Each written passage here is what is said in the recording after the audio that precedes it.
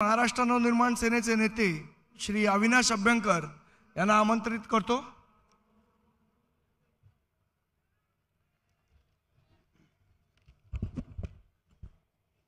सन्माननीय राजसाहेबांना मानाचा मुजरा करून व्यासपीठावर उपस्थित सर्व मान्यवर आणि समोर विराजमान कट्टर कडवट आणि निष्ठावान महाराष्ट्र सैनिक,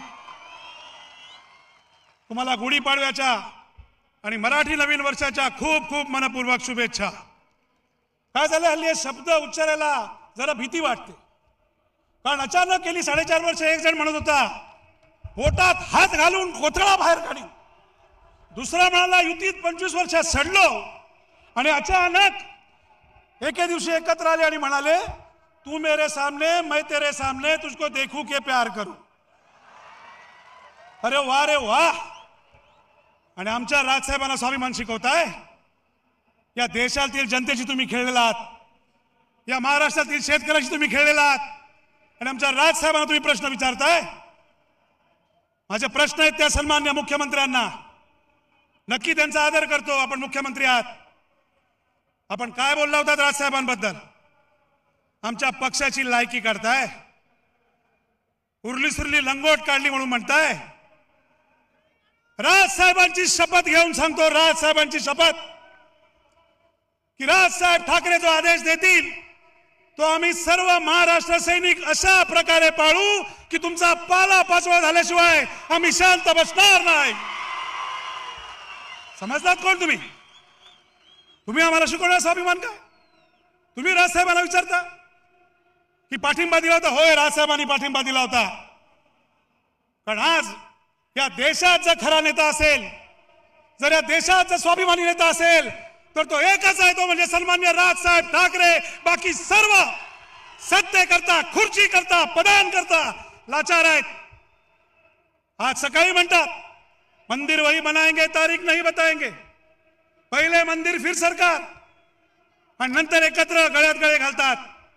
होय, राजसाहेब ठाकरे नक्की बोलले होते, या देशात पहिल्यांदा बोलले होते, कारण ते खरे आहेत। ते बोलले होते की सन्माननीय मोदी साहेब पंतप्रधान झाले तर नक्की मला आनंद होईल, परंतु ते निघताना दुसरी गोष्ट सुद्धा बोलले होते सुरतला, की त्यांनी देशाचं पंतप्रधान व्हावं, त्यांनी गुजरातचं पंतप्रधान होता कामा नये, हे आमचे सन्माननीय राजसाहेब ठाकरे बोलले होते। आणि पुन्हा सांगतो, असा एकमेव नेता आहे की जेव्हा त्याला वाटलं की हा माणूस बरोबर करेल या देशाचं, तेव्हा त्यांच्या मागे पूर्ण ताकदीने आणि या 130 कोटी लोकांसमोर उभे राहिले। पण जेव्हा त्यांना कळलं की 4.5 वर्षात या देशाची दशा नाही तर या देशाची दुर्दशा करून टाकली या पंतप्रधानांनी, तेव्हा हेच आमचे सन्माननीय राजसाहेब ठाकरे आहेत जे पहिल्यांदा बोलले की या देशाला 3ऱ्या स्वातंत्र्याची गरज आहे, आणि म्हणून आम्हाला राजसाहेब तुमचा अभिमान आहे। ते जे बोलतात ते करून दाखवतात, आणि काय फक्त विचारतात प्रश्न, आणि आमचे प्रश्न तुम्हाला आहेत, आम्हाला याची उत्तरं द्या। काय झालं 15 लाख रुपयांचं? कुणाच्या खात्यात गेले? काय झालं 2 कोटी नोकऱ्यांचं? कुणाकडे गेले? काय झालं? शेतकरी एवढे आत्महत्या का करतायत? सगळं जर सुजलाम सुफलाम आहे, सगळं जर उत्तम आहे, तर मग देशाची बेरोजगारी एवढी का वाढलेली आहे? आम्हाला सगळ्या प्रश्नांची उत्तरं तुमच्याकडनं पाहिजे आहेत। आज तुम्ही 5 वर्षात एकदाही ओपन प्रेस कॉन्फरन्सला समोर गेलेले नाही आहात। आमच्या प्रश्नांची उत्तर द्या। गळ्यात गळ्यात गॅस अडकले होते, गळ्यात। या भाजपच्या कालावधीत आम्हाला कळलं की 450 रुपयाचा गॅस महाग असतो आणि 900 रुपयाचा सिलेंडर स्वस्त असतो, असे अकलेचे दिवाळखोर असलेली माणसं आहेत। नोटबंदीने तुम्हाला मारून टाकलेला आहे। जीएसटी रात्री 12 वाजता घंटा वाजवली होती। 1 नेशन 1 टॅक्स, एक देश एक कायदा, एक देश एक कर। 24 तासात कळलं, 24 तासात कळलं की एक कर नाहीये।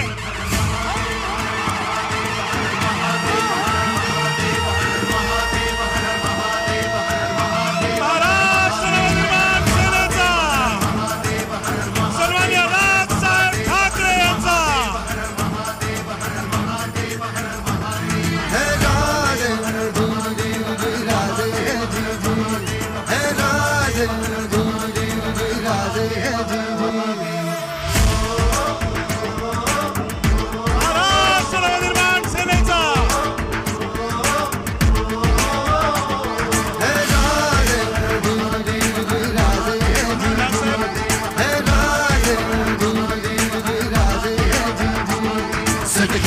मी माननीय राजसाहेबांना विनंती करतो की त्यांनी छत्रपती शिवाजी महाराज यांच्या पुतळ्यास पुष्पहार अर्पण करावा.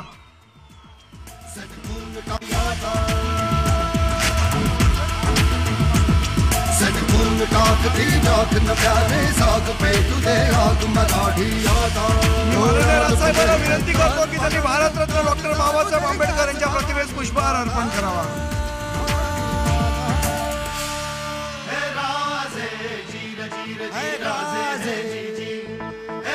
माननीय साहेबांना विनंती करतो की त्यांनी स्त्री शिक्षण प्रणेत्या सावित्रीबाई फुले यांच्या प्रतिमेस पुष्पहार अर्पण करावा.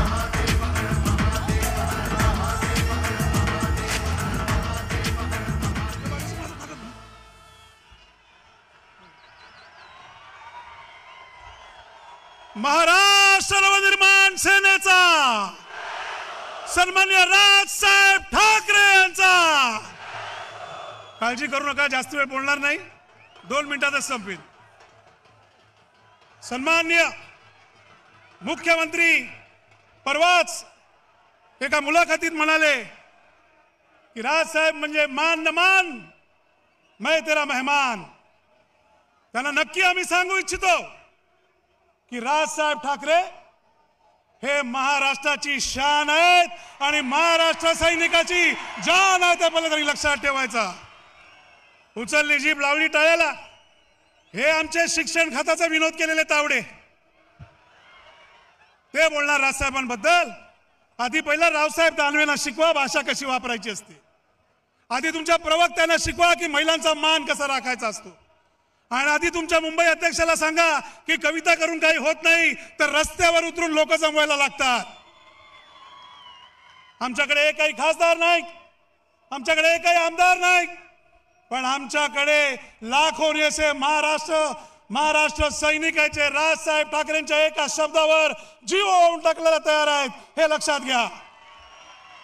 तुम्हाला मी एवढीच विनंती करीन की राजसाहेब ठाकरे जो आदेश देतील, सन्मान्य राजसाहेब ठाकरे यांच्या मुखातून जो अंगार निघेल, त्यांचा जो शब्द असेल, तो आपण सर्व महाराष्ट्र सैनिक वचन देऊया की त्या शब्दामध्ये कुठल्याही प्रकारची गद्दारी केली जाणार नाही म्हणजे नाही. आणि जर गद्दारी झाली तर आपणच एक शपथ घेऊ की जो ही चूक करेल त्याला एकच वाक्य ऐकवायचं की जो राजसाहेबांचा आदेश पाळणार नाही, जो ही चूक करेल त्याच्या चुकीला माफी नाही. म्हणून एवढंच सांगेन की आपण सर्वजण सन्मान्य राजसाहेबांच्या भाषणाची आतुरतेने वाट बघतात, मीही बघतोय. त्यामुळे आपण सर्वजण आलात, हा जो मान सन्मान दिलात, आणि जाता जाता या भाजप शासनाला एकदा दाखवूया की महाराष्ट्र सैनिक काय आहे. एक जोरदार घोषणा देऊया, महाराष्ट्र नवनिर्माण सेनेचा सन्माननीय राजसाहेब ठाकरे यांचा. धन्यवाद. जय हिंद, जय महाराष्ट्र.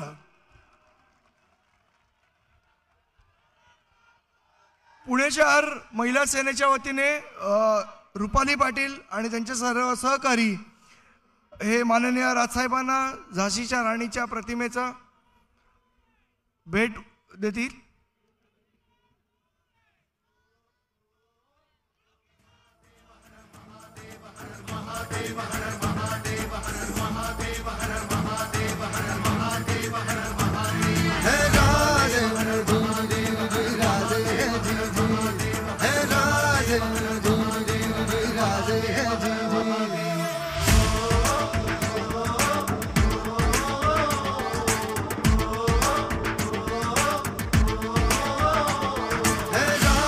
विधानसभेच्या वतीने माननीय राजसाहेब ठाकरे यांना पुष्पहार व चांदीची तलवार देऊन त्यांचं स्वागत करण्यात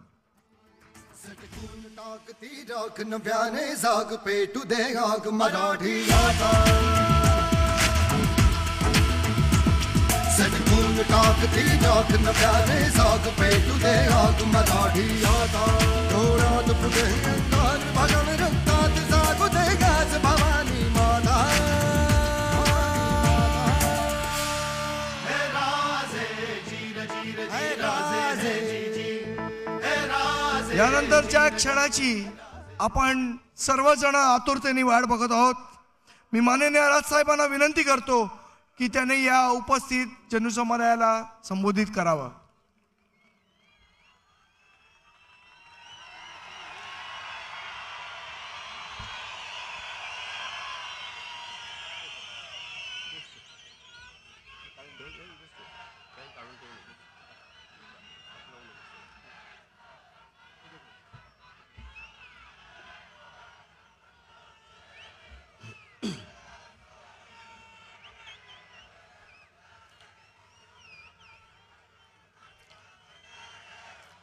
जमलेल्या माझ्या तमाम मराठी बांधवांनो, भगिनींनो आणि मातांनो,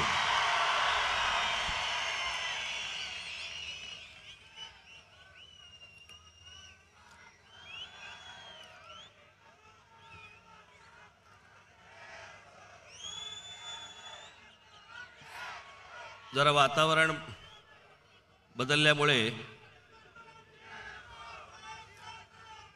बस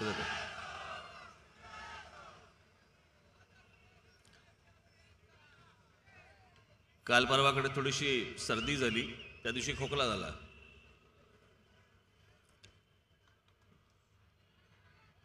आणि कालपासून मला ते काय त्याच्यात काय मी एकटाच जातो अशाला बाहेर तुम्ही सगळेच जण गेले असेल. ज्या शिंका सुरू झाल्या, मी म्हटलं सर शंका व्यक्त करू का शिंका व्यक्त करू, मला तेच कळेना. एखादी मध्ये आली तर जरा माफ करा.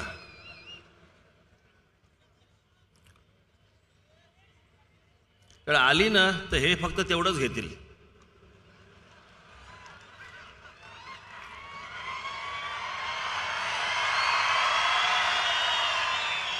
और ये देखिए क्या हो गया, अच्छे चालू आपलं यांचं.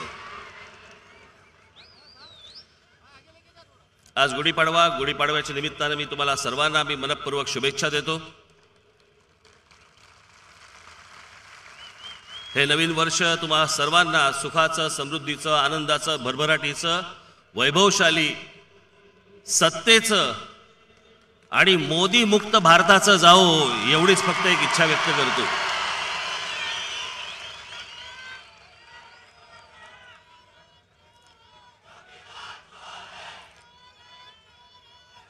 कारण आपली गुढीपाडव्याची सभा नेहमी असते. आता या वेळेला आली ती नेमकी त्या निवडणुकीच्या मध्यात आली. आणि निवडणुकीच्या मध्यात आल्यानंतर मला जरा निवडणुकीचा विषय बोलल्याशिवाय पुढे जाता येणार नाही.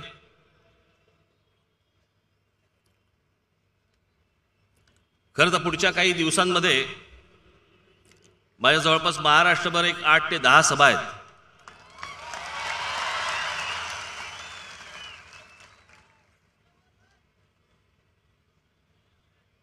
महाराष्ट्रातल्या विविध भागातनं तुम्ही सगळेजण आज इकडे आलेले आहात. खरं तर तुमच्या रूपाने मला आज इथे महाराष्ट्राचंच दर्शन होतंय.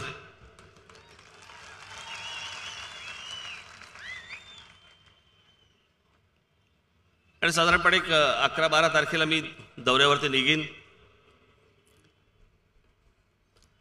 कारण प्रत्येकाच्या तारखा वेगळ्या आहेत. कोणाचं 11 तारखेला संपतंय मतदान आहे, कोणाचं 18 तारखेला आहे, कोणाचं 23 तारखेला आहे, कोणाचं 29 तारखेला आहे.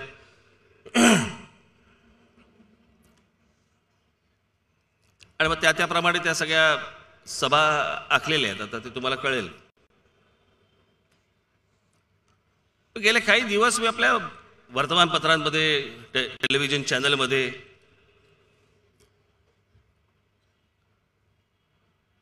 आणि कुजबूज त्याच्यामध्ये हे भाजपाची चालते ना, कुजबूज काय करत असतात माहित नाही मला. राज ठाकरेला काँग्रेसवाले आणि एनसीपी वाले वापरून घेत आहेत. इतका येडा नाही मी.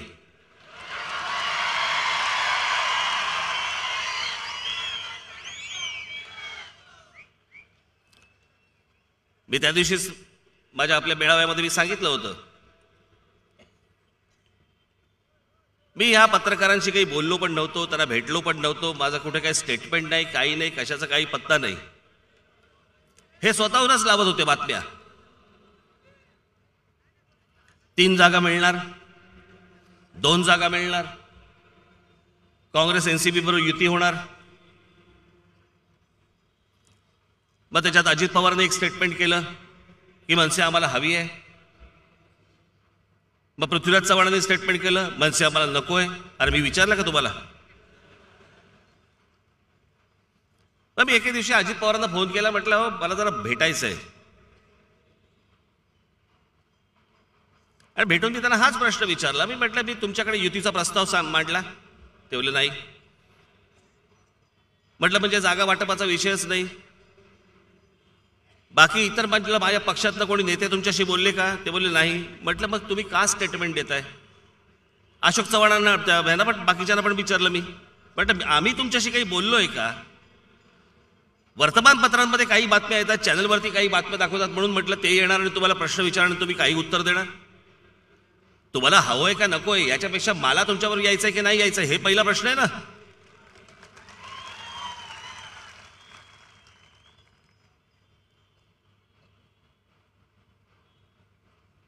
ही निवडणूक न लढवता महाराष्ट्रभर प्रचार करणं, हे आज जे देशावरती जे संकट आलेलं आहे दोघांचं, नरेंद्र मोदी आणि अमित शहा या 2 माणसांचं या देशावरती जे आलेलं संकट आहे हे दूर होण्यासाठी म्हणून जेवढे प्रयत्न करता येतील तेवढे राज ठाकरे प्रयत्न करणार. त्याचा जर फायदा काँग्रेसला आणि एनसीपीला झाला तर झाला, आणि महाराष्ट्रामध्ये फायदा व्हायचा असेल तर तो त्यांनाच होईल. इथे काय तेलुगू देसम आहे का तृणमूल काँग्रेस आहे का इतर कोणी आहे? इथे महाराष्ट्रामध्ये काँग्रेस आहे आणि एनसीपी आहे. माझ्या प्रचाराचा जर समजा फायदा हा त्यांना होत असेल, कारण काँग्रेस हा राष्ट्रीय पक्ष आहे आणि भाजपाचे लोक निवडून येता कामा नयेत, त्यांच्या सहकारी पक्षाचे लोक निवडून येता कामा नयेत, याच्यासाठी जर समजा मी बोलणार असेल, प्रयत्न करणार असेल तर लगेच घरंगळत गेले. मलाही काही आमच्या जवळच्या काही लोकांनी मला विचारलं, मग ते काँग्रेस एनसीपीचं ते लोक बोलतायत. मी म्हटलं ज्या ज्या वेळेला देश संकटात आलेला आहे ना, मी तुम्हाला एक उदाहरण देऊन सांगतो तुम्हाला. 71ला ज्या वेळेला इंदिरा गांधींनी ज्यावेळेला फाळणी केली आणि बांगलादेश निर्माण केला, त्यावेळेला इंदिरा गांधींना पाठिंबा कोणी दिला होता की तुम्ही करता हे योग्य करताय, देशावरती आज संकट आहे आणि अशा वेळेला तुम्ही हा देश वेगळा करता आहात, अशा वेळेला पाठिंबा कोणी दिला होता? तर RSSने पाठिंबा दिला होता. इंदिरा गांधींना, काँग्रेसला पाठिंबा दिला होता. जे जुने जाणते जे कोणी RSSची लोक असतील, भाजपाची लोक असतील, त्यांना एकदा विचारा.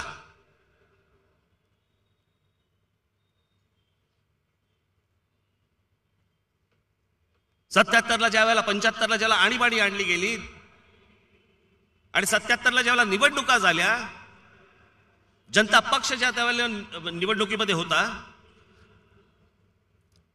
त्या जनता पक्षाला मतदान करणारे असंख्य काँग्रेसवाले होते, असंख्य काँग्रेसची घराणी होती की ज्यांनी जनता पक्षाला मतदान केलं होतं. काय फरक पडला?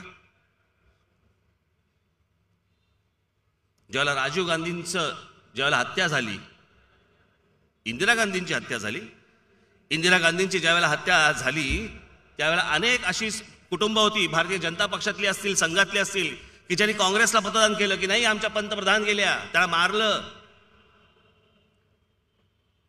नेहमी एका ठिकाणी काय शिक्का मारत असलेले लोक, असा काही प्रसंग निर्माण झाला की त्याला दुसऱ्या ठिकाणी शिक्का मारू लागले. राजीव गांधींची हत्या झाली त्यावेळेलाही तेच झालं. अनेकांनी काँग्रेसला, तुम्ही जर राजीव गांधींची जर निवडणूक आठवत असेल तर निवडणुकीच्या मध्यात राजीव गांधींची हत्या झाली होती. त्याच्यामुळे त्यावेळेला झालेलं अगोदरचं मतदान आणि नंतरचं मतदान याच्यामध्ये फरक आहे. ज्या ज्या वेळेला देश संकटात आलाय, अडचणीत आलाय, मला असं वाटतं त्यावेळेला वेगळा विचार करणं गरजेचं असतं.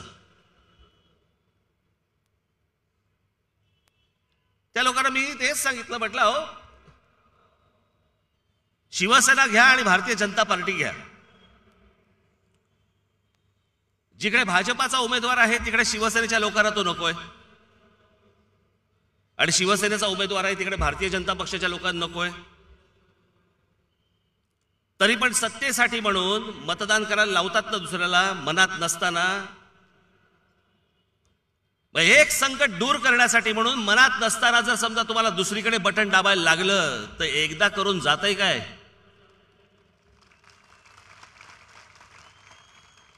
गंमत म्हणजे मी दुसरीकडे आजपर्यंत मतदान केलेलं नाही, पण या सगळ्या पाठिंब्याचा किंवा या माझ्या प्रचाराचा किंवा आता हे सगळे काँग्रेस एनसीपीला होणाऱ्या फायद्याचा याचा विधानसभेशी काहीही संबंध नाही.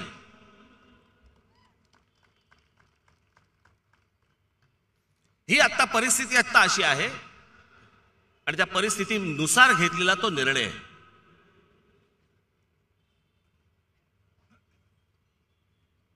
ज्या ज्या वेळेला अशा प्रकारची परिस्थिती येते त्यावेळेला तुम्हाला त्या त्या प्रकारचा निर्णय तसा घ्यावा लागतो. ज्यावेळेला काँग्रेसकडलं ज्यावेळेला प्रतिभाताई पाटलांचं नाव आलं राष्ट्रपती पदासाठी, एक मराठी राष्ट्रपती होणार असेल म्हणून माननीय बाळासाहेबांनी काँग्रेसला पाठिंबा दिला, काँग्रेसच्या उमेदवाराला पाठिंबा दिला होता प्रतिभाताई पाटलांसाठी.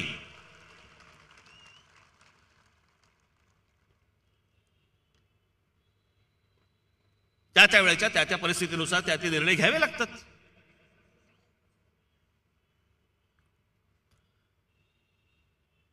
आणि जर समजा नरेंद्र मोदी आणि अमित शहा जर समजा असे वागले नसते तर मला असलं करावं लागलं नसतं. हे गेले ज्या 5 वर्ष ज्या प्रकारे वागलेले आहेत, म्हणजे आमच्या पंतप्रधानाची जगातली ओळख काय? फेकू. आज तुम्ही इंटरनेटवरती जा आणि फेकू असा शब्द टाईप करा, तुम्हाला इंटरनेटवरती फेकू या शब्दाचा समानार्थी शब्द नरेंद्र मोदी असा येतो. आज जा, आज. आमच्या पंतप्रधानाची, भारताच्या पंतप्रधानाची ओळख जगामध्ये काय? तर फेकू, थापा मारणारा माणूस.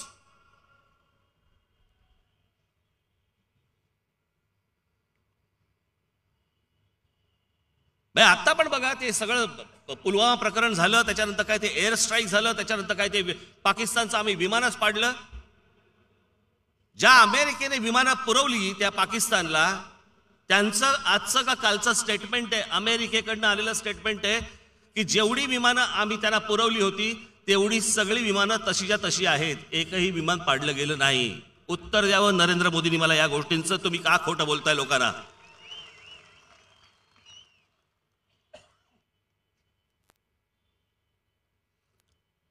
मला वाईटही वाटतं आणि या गोष्टींचा रागही येतो मला.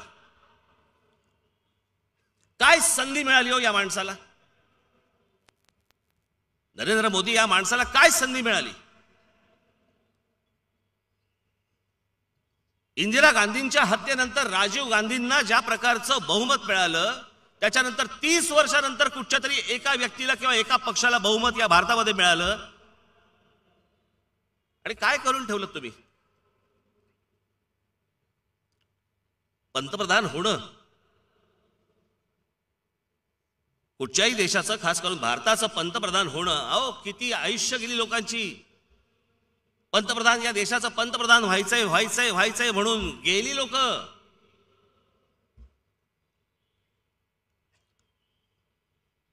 राजकारणात निवृत्त झाली, बाहेर गेली किंवा गेली, पण या देशाचा पंतप्रधान व्हायचं स्वप्न त्यांचं पूर्ण होऊ शकलं नाही. अहो ताजंच उदाहरण घ्या ना आपण, कशाला लांब कशाला जा. लालकृष्ण अडवाणींचं उदाहरण घ्या.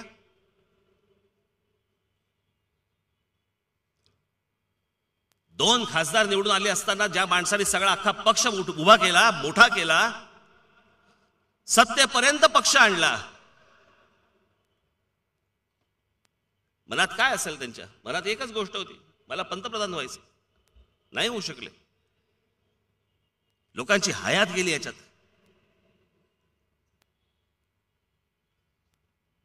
आणि नशिबाने या नरेंद्र मोदी या माणसाला ही सगळी संधी मिळाली, बहुमतामध्ये मिळाली. त्याच्यानंतर हा माणूस देशाशी खोटं बोलत राहिला.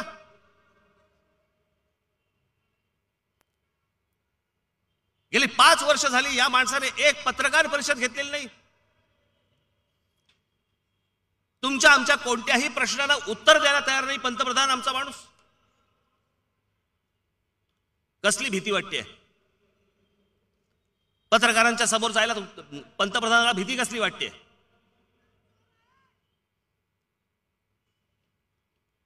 ते काही महत्वाचा प्रश्न विचारतील म्हणून त्याची भीती वाटते, म्हणून 5 वर्ष तुम्ही पत्रकारांच्या समोर नाही गेलात.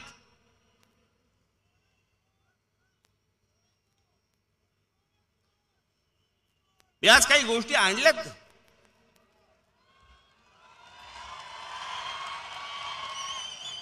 तेवढ्यासाठीच हे स्क्रीन लावलेत. माझं भाषण दाखवायला स्क्रीन नाही लावलेत तुम्हाला.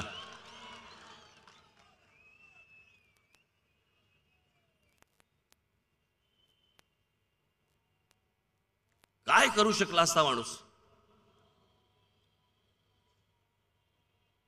मला आठवतंय ते पंतप्रधान व्हायच्या अगोदर मी एके दिवशी रतन टाटा म्हणाले म्हणून मी गुजरातमध्ये गेलो होतो. गुजरात फिरत असताना बघितलं ठीक ठीक होतं सगळं,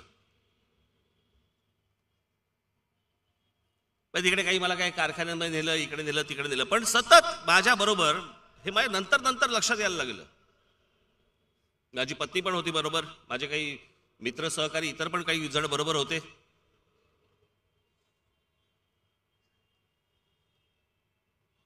आणि सतत माझ्या बरोबर तिकडचा कोणतरी एक एसपी, तिकडचा कलेक्टर हे सतत माझ्या बरोबर असायचे. ब्रेकफास्टच्या वेळेला असायचे, जेवायच्या वेळेला बरोबर असायचे, आणि ते सतत एकच गोष्ट बोलायचे की मोदी काय काम करतात, मोदी असं करतात, मोदी तसं करतात. मला कालांतराने म्हटलं प्रत्येक ठिकाणी एसपी बदलतो, प्रत्येक ठिकाणी कलेक्टर बदलतो, प्रत्येक ठिकाणी म्हटलं हे तेच तेच तेच तेच बोलतात. म्हटलं असेल. तिकडे काही कारखान्यांमध्ये मला घेऊन गेले, साधे कारखाने. गुजरातमध्ये माझी शेवटची जी पत्रकार परिषद झाली ती कदाचित युट्यूबवरती असेल, ती कधीतरी बघा. त्याच्यामध्ये मी तेव्हा पण म्हटलं होतं की सगळं गुजरात पाहिलं. मी गुजरातमध्ये बोललो होतो. मी म्हटलं की हे सगळं जरी पाहिलं तरी आमचा महाराष्ट्र हा सगळ्यात 1 नंबरला आहे इंडस्ट्रीपासून सगळ्या गोष्टींमध्ये.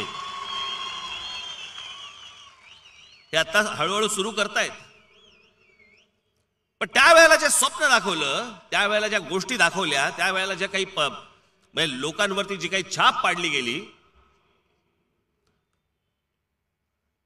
खोटी का असे ना त्याच्याला दाद द्यायला लागेल. राहुल गांधी म्हणतात ते काय खोटं नाही आहे. मोदींनी खूप शिकवलं आपल्याला.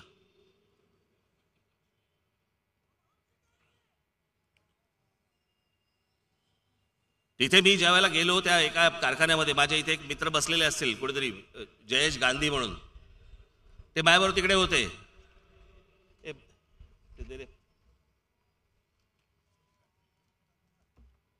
पेपरांट माझे.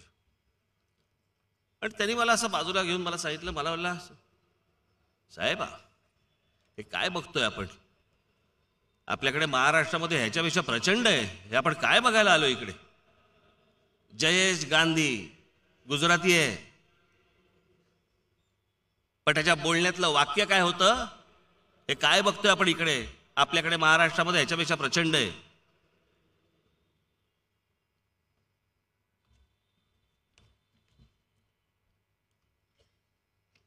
तोपर्यंत सगळ्यांना असं वाटलं की बाबा काय आता काय होणार आहे. पण एक तुम्हाला गोष्ट सांगतो, विरोधी पक्षाचं सरकार ज्या वेळेला बसतं ना त्यावेळेला कळतं काँग्रेसचं महत्व. तोपर्यंत काँग्रेसला आपण शिव्या घालत असतो, सगळ्या गोष्टी असतं. केंद्रातलं बोलतोय मी. काय काय वारे बाप काय काय गोष्टी सांगितल्या त्यावेळेला मोदींनी. आणि ज्या वेळेला हा माणूस पंतप्रधान झाल्यावरती माणूस बदलला. लोक मला विचारतात की राज ठाकरे हा पहिल्यांदा नरेंद्र मोदींची स्तुती करायचा, आता नरेंद्र मोदींवरती टीका करतो. मी म्हटलं काय मला वेळ नाही लागलं. मी म्हटलं मी जो अगोदर माणूस पाहिला आणि आता पंतप्रधान म्हणून जो माणूस पाहिला, माणूसच बदलला, माझी भूमिका बदलली.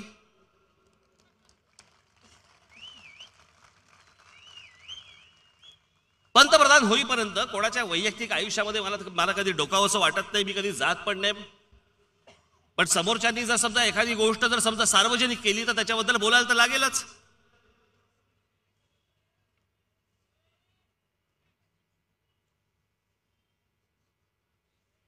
पंतप्रधान होईपर्यंत आम्हाला माहितीही नव्हतं की नरेंद्र मोदींना आई आहे.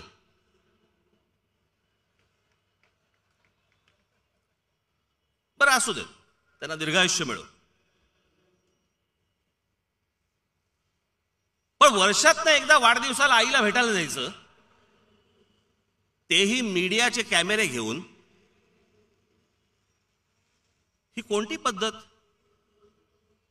माझ्या घरी माझी आई माझ्याबरोबर राहते. आता या खोलीतून त्या खोलीत जाताना ह्यांना बोलू का, यार या माझ्या आईला भेटायला चाललोय बाजूच्या खोलीत?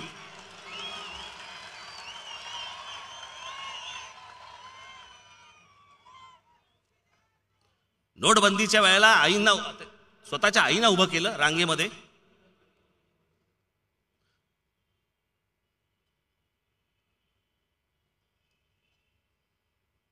काय इमोशनल राजकारण करण्यासाठी म्हणून तुम्ही या सगळ्या गोष्टी वापरणार?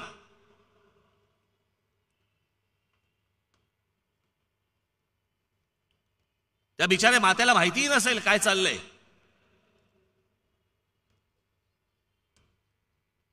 पण एखाद्या माणसाचा एखाद्या गोष्टीकडे बघण्याचा दृष्टिकोन कळतो यातनं.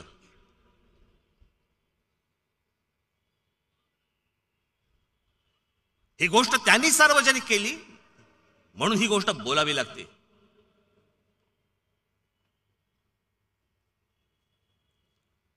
किती गोष्टी बोलले होते ते. 15 लाख रुपये आणणार, तुमच्या अकाउंटला देणार बिणार वगैरे, ह्या तर थापा चालूच होत्या. पण ज्या ज्या गोष्टी पंतप्रधान झाल्यावरती यांनी केल्या, त्या सगळ्या गोष्टींना यांनी ह्याच्या अगोदर, पंतप्रधान व्हायच्या अगोदर विरोध केला होता.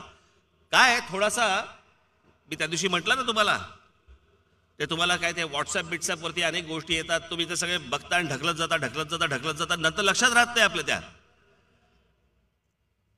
म्हणून या ज्या माझ्या आत्ताच्या 10 सभा आहेत ना, ह्या रिमाइंडर आहेत तुम्हाला की गेल्या 5 वर्षामध्ये तुम्ही काय ऐकलत आणि काय पाहिलत हे ऐकवण्यासाठी आणि दाखवण्यासाठीच्या सभा आहेत या.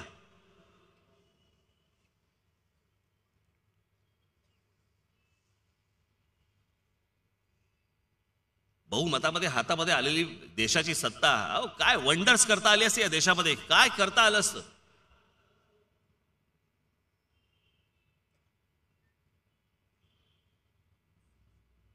सगळ्या जुन्या काँग्रेसच्या सगळ्या योजनांची नावं बदलली.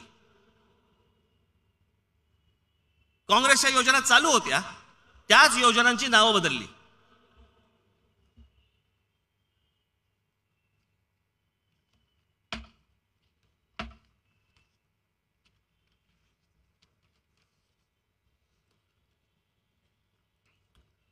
काँग्रेसची योजना 2012 सालची basic savings bank deposit account, त्याचं नाव बदललं प्रधानमंत्री जनधन योजना. National girl child day program, ही 2012 साली काँग्रेसने आणलेली योजना, त्याचं नाव बदललं बेटी बचाओ बेटी पढाओ योजना. राजीव आवास योजना, त्याचं नाव बदललं Sardar Patel national urban housing mission. Indira आवास योजना, त्याचं नाव बदललं प्रधानमंत्री आवास योजना. अशा सगळ्या आहेत, सगळ्या योजनांची नावं बदलली. मला काँग्रेसवाल्यांचंही कळत नाही, मला ह्यांचंही कळत नाही.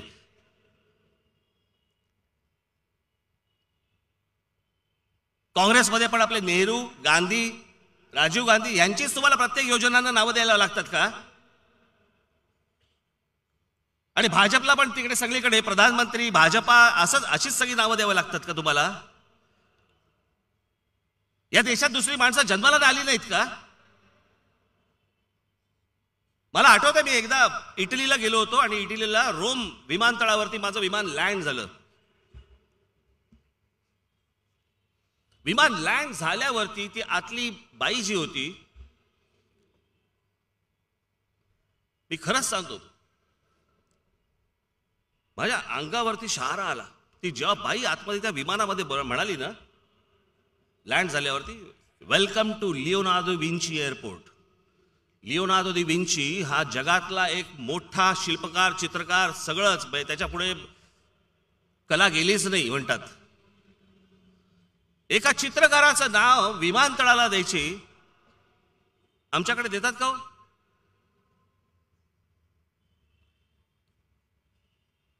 इतकी कर्तृत्ववान माणसं या देशामध्ये जन्माला आल्यानंतर देखील कोणत्याही गोष्टींना त्यांची नावं दिली जात नाहीत, रस्त्याला नावं दिली जात नाहीत. हे आले की ह्यांच्या नावाच्या योजना, हे आले की यांच्या नावाच्या योजना. याच्या पलीकडे माणसं नाहीत का या देशामध्ये? एवढे चित्रकार होऊन गेले, इतके आर्किटेक्ट्स होऊन गेले, इतके इंजिनियर्स होऊन गेले, इतके शास्त्रज्ञ होऊन गेले.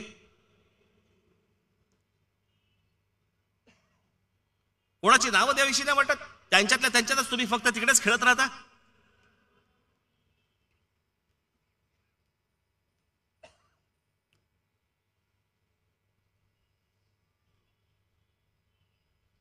या आधार कार्ड जे आता तुम्हाला मतदानाच्या वेळेला मागतील, बरोबर ना?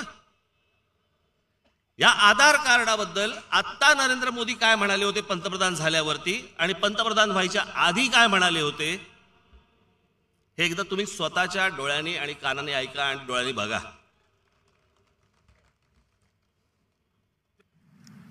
हम सब जानते हैं कि संसद में आधार एक्ट 2016 अब पास हो चुका है.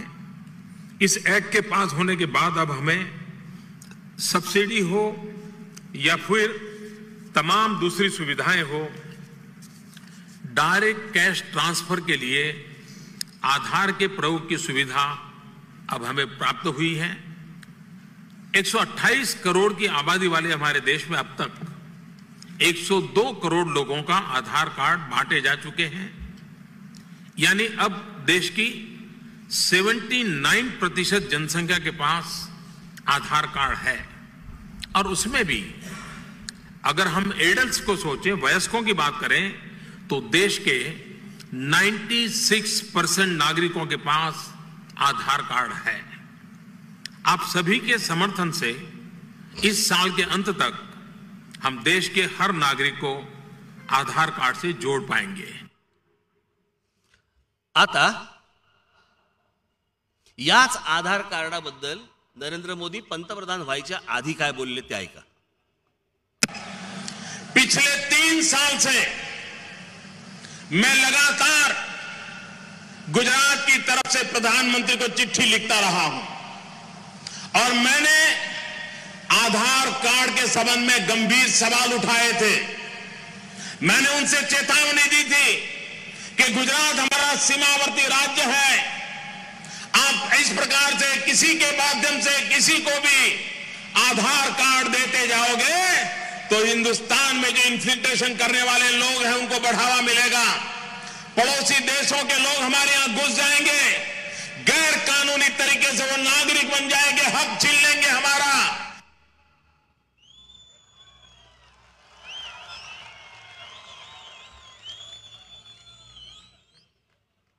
बाहेरच्या देशातली लोक आत घुसतील, आतमध्ये आतंकवाद होईल.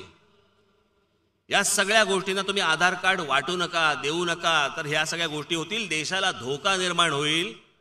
मग हे पंतप्रधान झाल्यानंतर त्यांनी आधार कार्ड का आणलं, याचं उत्तर मला पंतप्रधान नरेंद्र मोदी यांनी द्यावं. जर शंका तुम्हालाच होती तर तीच योजना तुम्ही, जे काँग्रेसचे लोक आणत होते, तीच योजना तुम्ही परत का आणलीत?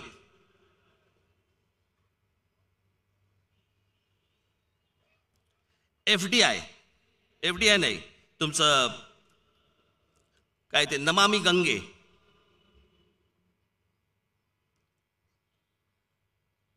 गंगा साफ करणार होते. किती 20,000 कोटी रुपये कुठे गेले माहित नाहीत. त्या तिथे एक त्यांचं नाव काय, अग्रवाल, ते तिथे उपोषणाला बसले होते 111 दिवस. आहे का त्यांचा फोटो? हे 111 दिवस उपोषणाला बसले होते. आणि उपोषणाला इतका बुजुर्ग माणूस हा, तिथे 111व्या दिवशी त्यांचं निधन झालं. इतक्या दिवसामध्ये पंतप्रधानांना त्यांना भेटावंसं देखील वाटलं नाही की तुमचं म्हणणं काय ते एकदा मला कळू देत. हे कुठे चाललंय? हे वाराणसीमध्ये चाललंय. पंतप्रधान नरेंद्र मोदी यांच्या मतदारसंघात चाललंय. आणि हे ज्या दिवशी गेले त्या दिवशी पंतप्रधान नरेंद्र मोदींनी ट्विट केलंय, त्यांना श्रद्धांजली वाहिली. इतक्या दिवसात जाता नाही आलं, त्यांना भेटता नाही आलं, ते काय म्हणतायत हे ऐकता नाही आलं. त्या गंगा स्वच्छ करण्याची जी कमिटी नेमलेली आहे त्या कमिटीच्या एकाही बैठकीला आजपर्यंत नरेंद्र मोदी कधी हजर राहिलेले नाहीयेत. कशासाठी आणल्या या योजना? कोणासाठी आणल्या या योजना?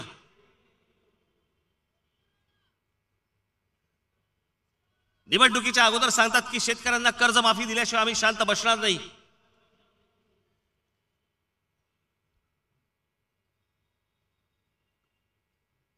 आजची देशामधली जर परिस्थिती पाहिली, या सगळ्या तुमची नोट बंद केली, नोटा बंद केल्या. देशात एखाद्याला आलेला झटका हे काही देशाचं धोरण नाही होऊ शकत. तुम्हाला एके दिवशी रात्री वाटलं की नाही नोटा बंद केल्या पाहिजेत, जे आरबीआयच्या गव्हर्नरला माहिती नाही, तुमच्या मंत्रिमंडळाला माहिती नाही, मंत्रिमंडळाला आतमध्ये बसवलं, त्यांच्याकडनं मोबाईल त्यांचे फोन काढून घेतले गेले की हे बातमी बाहेर देऊ नयेत म्हणून. इतका अविश्वास स्वतःच्या मंत्रिमंडळावरती असताना बाहेर जातात आणि सांगतात की मी आजपासून नोटा बंद करून टाकल्या. आजची देशातली परिस्थिती काय?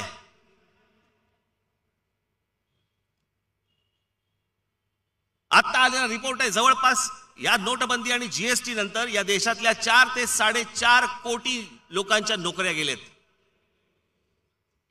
सगळी चॅनल्स दाबून ठेवली आहेत, सगळी वर्तमानपत्र दाबून ठेवलेली आहेत, तुमच्यापर्यंत बातम्याच पोहोचवायच्या नाहीत.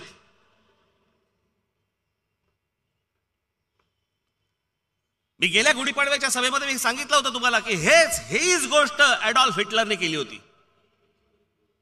हीच गोष्ट केली होती. सगळ्या गोष्टी बंद करून टाकल्या होत्या. लोकांपर्यंत सत्य परिस्थिती पोहोचतच नव्हती, तो लोकांपर्यंत जातच नव्हतं. नशीब आज तो सोशल मीडिया आहे म्हणून तुमच्यापर्यंत काही गोष्टी पोहोचतायत तरी, नाही तर काय भीषण परिस्थिती असती. विचार करा या गोष्टींची. वर्तमानपत्रांचं स्वातंत्र्य काढून घेतलं, आमच्या पत्रकारांचं स्वातंत्र्य काढून घेतलं, टेलिव्हिजन चॅनलवरच्या पत्रकारांचं, संपादकांचं स्वातंत्र्य काढून घेतलं. मालकांना धमक्या दिल्या जात आहेत, मालकांच्या घरावरती रेड्स टाकले जात आहेत. हे कोणतं सरकार आहे?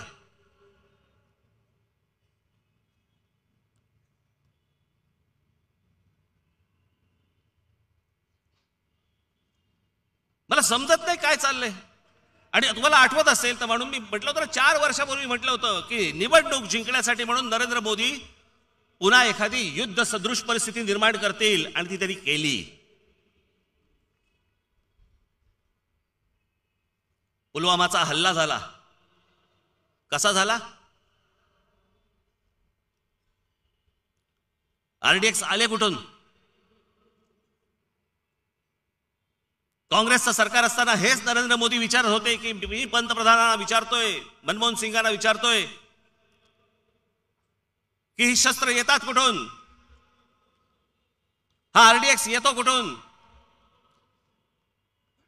सीमा तर आपण बांधलेल्या आहे, सीमांवरती आपलं संरक्षण असतं, आपली लोक असतात, मग हे सगळं येतं कुठून? हाच प्रश्न नरेंद्र मोदी तुम्हालाही आहे. आरडीएक्स आला कुठून?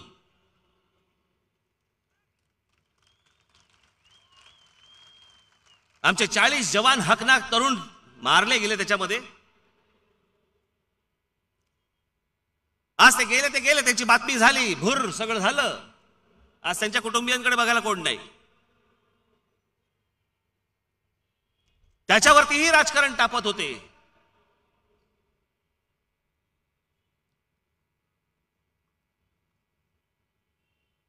मी स्वतः त्या सैनिकांना एकदा भेटलोय. मला कल्पना नव्हती, मी कधी माझ्या आयुष्यामध्ये मी कधी त्याच्या अगोदर मी कधी काश्मीरला गेलो नव्हतो. तर मी एकदा काश्मीरला गेलो, तिथे काहीतरी ते एक गंडोला का काहीतरी अशी एक जागा आहे, तिथे गेलो. वरती गेलो तिथे, तर आम्ही उतरलो त्या काय केबल कार बंद वरती, आणि तिथे एक आपले जवान सैनिक तिथे उभे होते. मग थोडी इकडची तिकडे माहिती काढली, कारण ते तसे बोलत नाहीत कोणाशी. माहिती काढल्यानंतर कळलं त्यातले 2 जण आपल्या साताऱ्याचे होते. आपल्या साताऱ्याचे खूप खूप सैनिक आहेत. सातारा सांगली या पट्ट्यामधले खूप सैनिक आहेत सैन्यात. ते ज्या परिस्थितीमध्ये तिथे बर्फ होता सगळा आणि मग त्यांनी मी म्हटलं की आता तुम्ही कशासाठी थांबला. ते बोलले नाही आमचं सामान खालून वरती येत आहे रोजचं जेवणाचं आणि इतर कपडे बिपडे जे काही थंडी असते आणि ह्या सगळ्या गोष्टी. थोड्या वेळाने ते सगळं सामान आलं. 4 जण होते. 4 जणांनी अंगावरती साधारणपणे 10 माणसांचं 12 माणसांचं सामान उचललं होतं आणि तिकडे अशी एक तार अशी एक लावली होती त्याच्या पलीकडे ते गेले आणि मी त्यांना अगदी विचारलं म्हटलं तुम्ही राहता कुठे. तर एक दूर लांब असं कुठेतरी असं अंधुकसं दिसत असलेलं एक त्याच्यातलाच कुठेतरी एक टेंट दाखवला मला लांब आणि आम्ही तिकडे त्या टेंटमध्ये राहतो. मी म्हटलं असे किती जण आहेत. ते बोलले असे खूप आहेत म्हणजे आता तर टेंट खूप आहेत. मग आता आम्हाला सामान इथे न्यायचं मग त्यांना आम्ही पुढे सामान पुरवायचं असं. इतक्या कष्टामध्ये हे सगळे जवान आपल्या तिकडे देशाचं संरक्षण करत असतात आणि हे संरक्षण करत असताना आम्ही काय करतोय त्याच्यावरती तर राजकारण.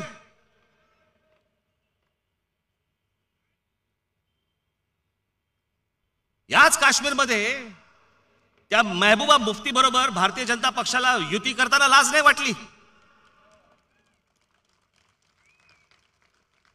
आणि ती युती केल्यानंतर तिथे भाषण करताना मी तुम्हाला एक प्रसंग म्हणून सांगतो. तिथे एक प्रसंग असा घडला होता की तिकडे 3 बॅरिकेड्स होती. बॅरिकेड असतात जे टाकलेली असतात त्याच्यावरती पोस्ट चेक होत असतात. गाड्या असेल कोणी असेल काही असेल. एक माणूस आला गाडी घेऊन. त्याला आपल्या तिकडच्या लोकांनी थांबवलं. तो ऐके ना. तो पुढे गेला. दुसरं बॅरिकेड तोडलं त्यांनी. ते हलवलं. तिसरं बॅरिकेड तोडल्यानंतर आपल्या जवानांनी काय करायचं होतं. त्याला खाकेत जाऊन गुदगुल्या करायच्या होत्या का.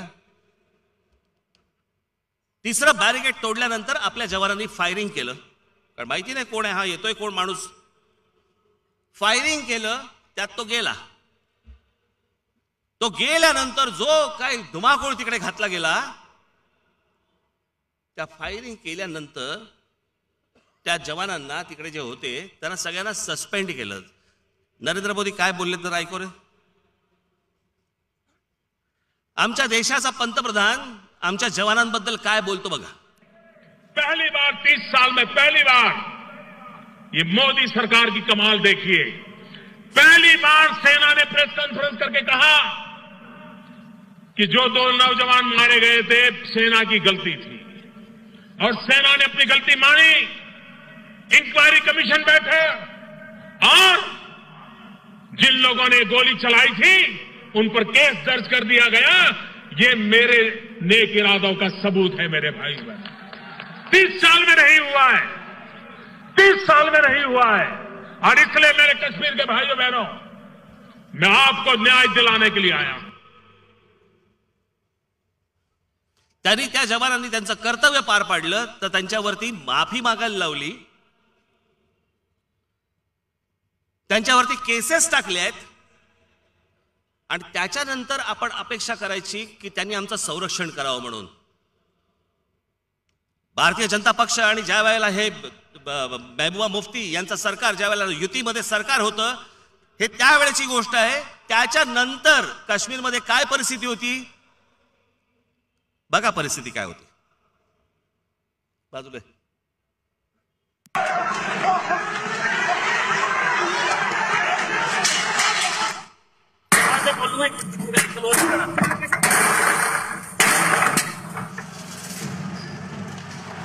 पोलिसांच्या गाड्या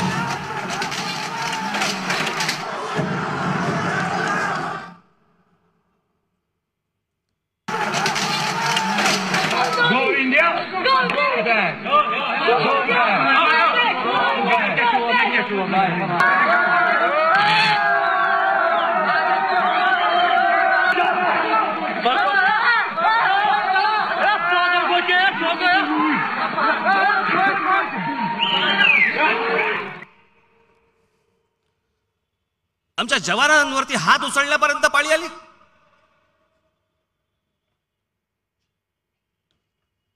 याचं कारण ते काहीच करू शकत नव्हते. कारण जर काही केलं तर आमच्यावरती केसेस टाकणार, आमच्या इन्क्वायऱ्या बसवणार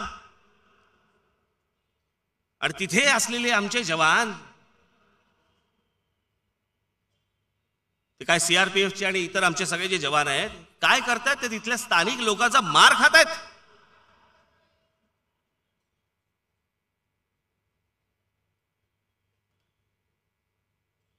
आणि हे नरेंद्र मोदी सांगत होते मनमोहन सिंगांना, लव लेटर भेजना बंद करो. तुम्ही कशाला केक खायला गेलात तिकडे? नवाज शरीफने बोलवलं होतं का तुम्हाला? गेट क्रॅशर हवेत वाटलं की अरे नवाज शरीफचा वाढदिवस आहे, चला वळवा विमान, वळवा विमान. तिथे जाऊन केक कापला, केक भरवला, बिर्याणी खाल्ली, यांच्यासाठी वेज केली असेल.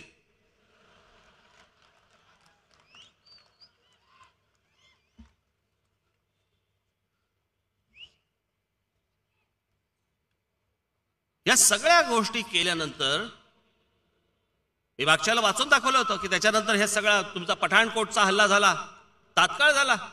मोदी वाढदिवसाला गेले आणि त्याच्यानंतर काही दिवसातच पठाणकोटचा हल्ला झाला. त्याच्यानंतर काही दिवसांनी उरी झालं आणि त्याच्यानंतर हा पुलवामा झाला.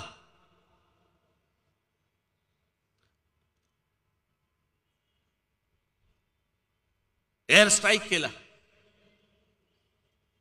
एअर स्ट्राईक केला किती वाजता? पहाटे 3 वाजता. म्हणून मागे म्हटलं होतं ना मी, पहिलं जाहीर कोणी केलं? अमित शहाने. 250 माणसं मारली गेली. को पायलट होतास का तू? मागे बसला होता का तू? गच्चा असा कोंबून बिंबून बसला असेल. विमानात जात नाही, तेवढी जागा नसते तेवढी.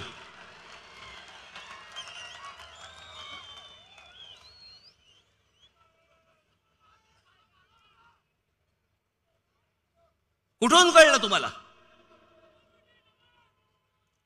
एअरफोर्सचे चीफ येऊन सांगतात की आमच्याकडे आकडा नाही. भाजपला कुठून कळला आकडा? आणि आमचा अभिनंदन पायलट, कप्तान आमचा तिथून सुटला. 200-250 सोडा, 10 माणसं मारली असती ना तरी आमचा अभिनंदन परत येत नसता.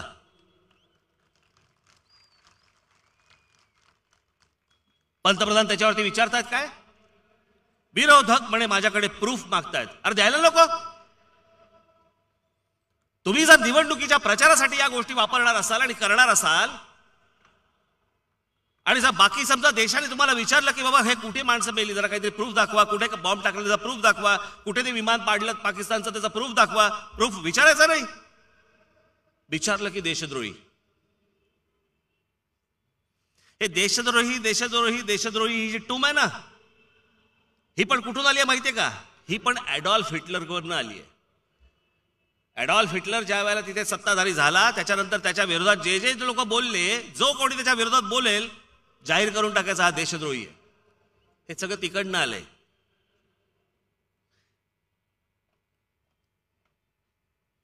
सगळं इकडून तिकडून तिकडून तिकडून घ्यायचं. ही जी अच्छे दिन आएंगे ही जी घोषणा आहे ना,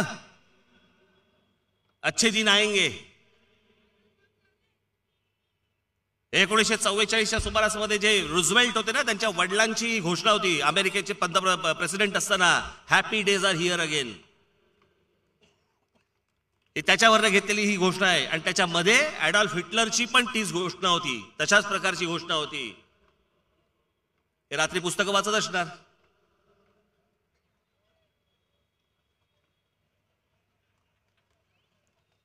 काय म्हणून मला सांगा ना. आता पंतप्रधान भाषण करतायत आता देशभर, एका प्रश्नाचं उत्तर, एका योजनेबद्दल ते बोलायला तयार नाहीयेत. नोटबंदीबद्दल काय झालं सांगायला तयार नाहीयेत. मेक इन इंडियाचं काय झालं बोलायला तयार नाहीयेत. स्टार्टअप इंडियाचं काय झालं सांगायला तयार नाहीयेत. इतकी बेरोजगारी वाढली त्याचं काय झालं सांगायला तयार नाहीयेत. नोटबंदी केली, त्याच्यानंतर 99.3% पैसे परत आले बँकांमध्ये, RBI मध्ये परत आले, त्याच्याबद्दल खुलासा द्यायला तयार नाहीयेत. कुठे काय झालं काय मला जरा सांगा. हेच नरेंद्र मोदी बोलले होते ना, नोटबंदी जर समजा फसली, मला 50 दिवस द्या. ही जर फसली तर देशातल्या कोणत्याही कोपऱ्यामध्ये, कुठच्याही चौकामध्ये तुम्ही मला द्याल ती सजा मी भोगायला तयार आहे. 4.5 कोटी लोक बेरोजगार झाले या एका नोटबंदीमुळे. कुठचा चौक तुम्हीच ठरवा आणि आम्हाला सांगा.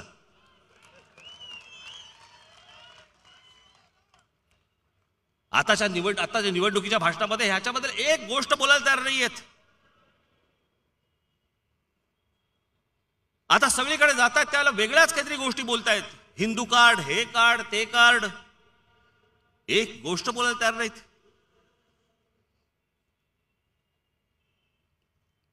मागे जे चालू होतं आठवतं तुम्हाला? गोमास आठवतं का तुम्हाला? त्याच्यावरती अनेक लोकांना, जवळपास देशामध्ये 100च्या वरती लोकांना मारलेत. उत्तर प्रदेशमध्ये तर अशी घटना घडली की एका माणसाला ठार मारला आणि ठार मारल्यानंतर कळलं की ते बीफ नव्हतं, ते मटण होतं.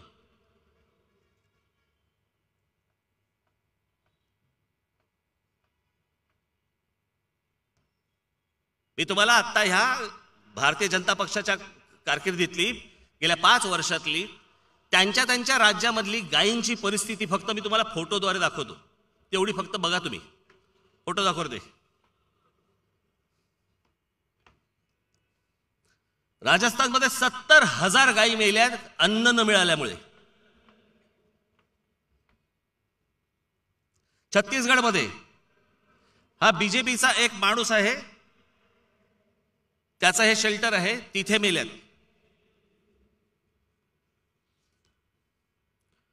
आणि तुमच्यामध्ये एक असं निर्माण करायचं की बाबा बघा हा बीफ खातो, हा असं करतो, मग हे सगळे मुसलमान असतात,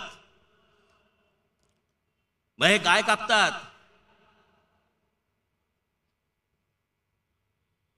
अहो जर सगळ्यांनी गायी कापल्या असत्या ना, मग दूध कोणी दिलं असतं?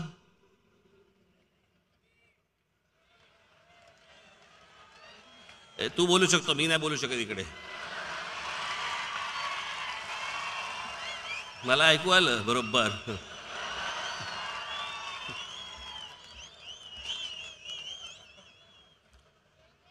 आणि हे जे सगळं गोहत्या, गोमांस, गोरक्षा याच्यावरती जे गेले काही वर्ष, गेले काही दिवस, महिने, वर्ष जे काय चालू होतं ना या देशामध्ये, आता नरेंद्र मोदी काय स्वतः म्हणतायत हे तुमच्या कानाने ऐका, डोळ्याने बघा. तुमच्या पंतप्रधानावरती विश्वास बसणार नाही. दाखवा. आप कत्ल खानों की बात करते हैं तो एक समुदाय विशेष की रोजी रोटी भी उससे जुड़ी है. दूसरी बात यह कि एनडीए के कार्यकाल में भी मीट एक्सपोर्ट बड़े पैमाने पर हुआ, तो उस समय आपकी सरकार ने क्यों नहीं किया कुछ? मैं देखूंगा उस समय उनके क्या प्रॉब्लम थे, मैं देखूंगा. लेकिन इन दिनों स्थिति गंभीर होती गई. उस समय हो सकता है, शुरू में मेरे पास डिटेल नहीं है, उस समय हो सकता है कि हमारे पास दूध न देने वाले पशुओं की संख्या एक्सेस हुई हो, उसमें से एक विचार बना हो. लेकिन ये आपकी जानकारी सही नहीं है कि कोई एक कम्युनिटी इस बिजनेस में है. ऐसा नहीं है जी. मेरे कई जैन मित्र हैं जो इस व्यापार में है. इसको किसी कम्युनिटी से मत जोड़िए. ऐकलत?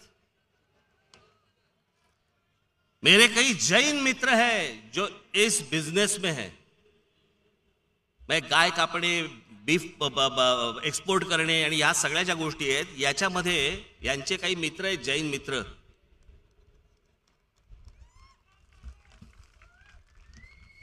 मग कशासाठी अख्खा देशभर गोंधळ घातलात? जी माणसं मारत होती लोकांना, जे कापत होती लोकांना, त्यावेळेला पंतप्रधान का नाही बोलले? त्यांनी का नाही या गोष्टी थांबवल्या?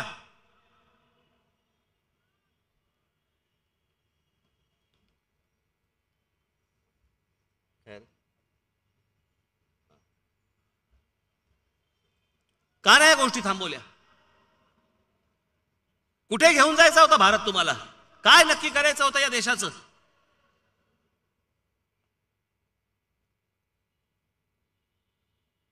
मागे त्यांनी एक भाषण केलं होतं.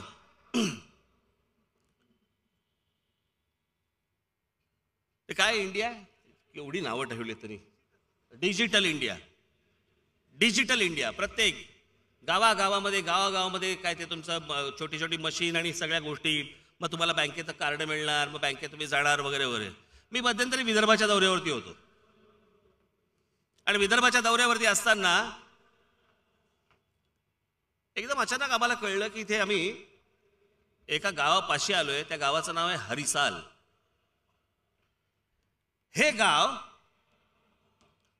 पंतप्रधान नरेंद्र मोदी यांनी, मला असं वाटतं, लाल किल्ल्यावरनं भाषण करताना पहिलं जे डिजिटल गाव करायचं म्हणून जे जाहीर केलं होतं ते हरिसाल होतं.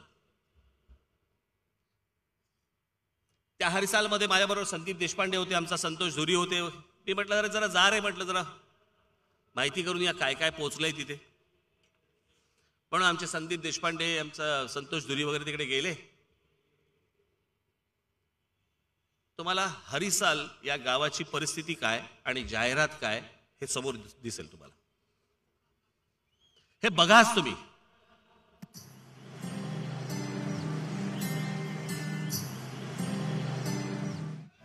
स्कूल में आपको टैब मिला है क्या छुटाना? नहीं।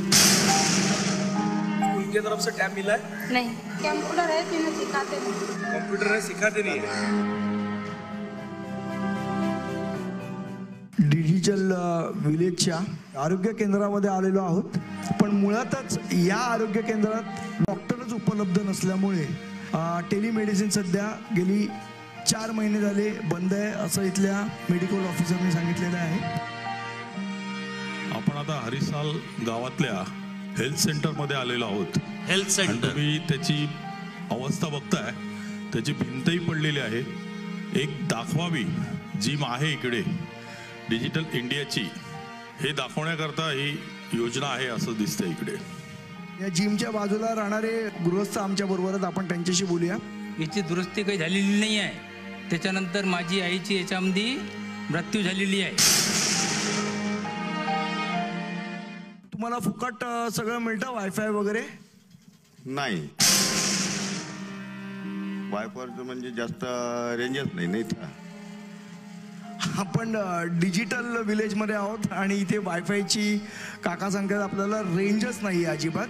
इथे जल्दीफाय कंपनी आहे, त्यांनी तुमचं हे सगळं गाव आहे ते डिजिटल बनवलेलं आहे. जागोजागी टॉवर लावलेले आहेत, तर त्या टॉवरमधनं तुम्हाला सगळ्या गोष्टी फ्री बघायला मिळायला पाहिजेत, फुकट बघायला मिळायला पाहिजेत. तुम्हाला कोणाला पैसे द्यायची गरज नाही आहे. तर तुम्हाला तसं बघायला मिळतं का? नाही नाही नाही, कुठे बघायला भेटून राहिलं? काय आहे?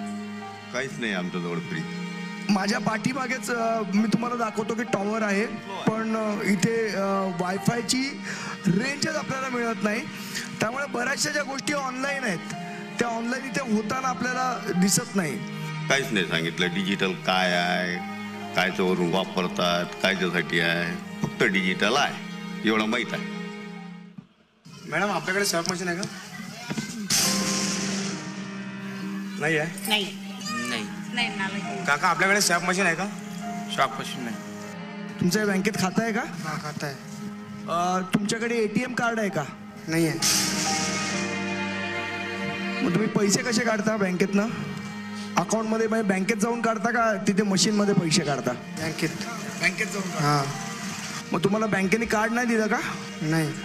डिजिटल इंडिया आपण म्हणतो, पण बऱ्याचशा कस्टमरकडे बँकेचं ATM कार्डच नाही आहे. ये खेती आपकी है क्या? हाँ. सिर्फ खेती करते हो यार और कुछ? हाँ, खेती काम ही करते हो. ये गाँव डिजिटल हुआ, आपको पता है ना आपको? हाँ. आप मोबाइल यूज करते हो क्या? मोबाइल नहीं ना अपने पास. मोबाइल नहीं है? हाँ, नहीं. घर में किसी के पास? घर में भी नहीं है. घर में भी नहीं है.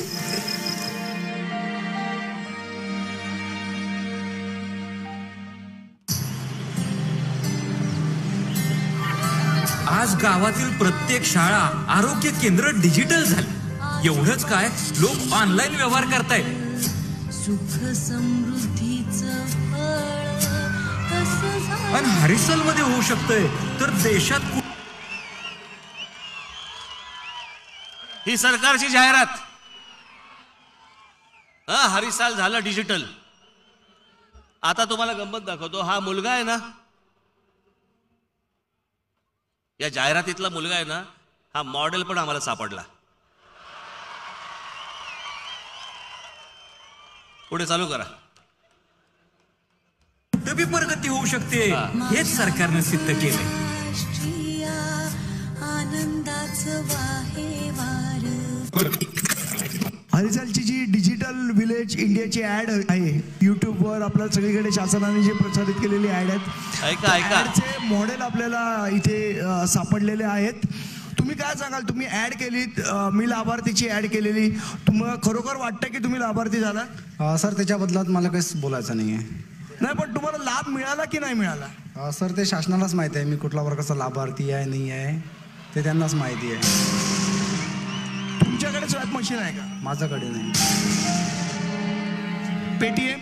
काहीच नाही.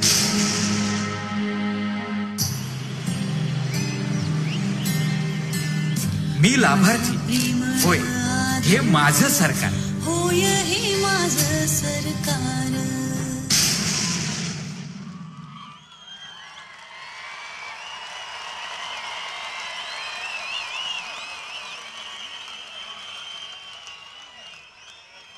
हे तुमचं सरकार.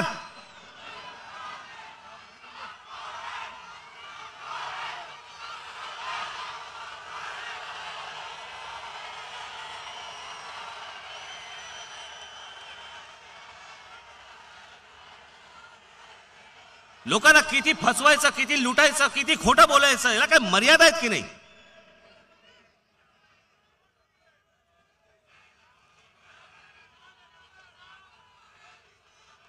ही सगळी माणसं तिकडे सापडली, काही नाहीये त्या हरिसालमध्ये. पंतप्रधान खोटं बोलतात.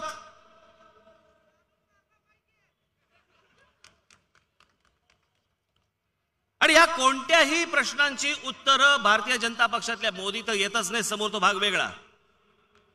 पण भाजपवाले पण येत नाहीत किंवा त्यांचे अंधभक्तही येत नाहीत. भक्त आले तर त्यांच्या समोर फक्त एक विषय असतो. मग काय समोरून काय विचारणार ते? नाही, बरोबर आहे तुमचं म्हणणं, बरोबर आहे, परंतु मग पर्याय काय याला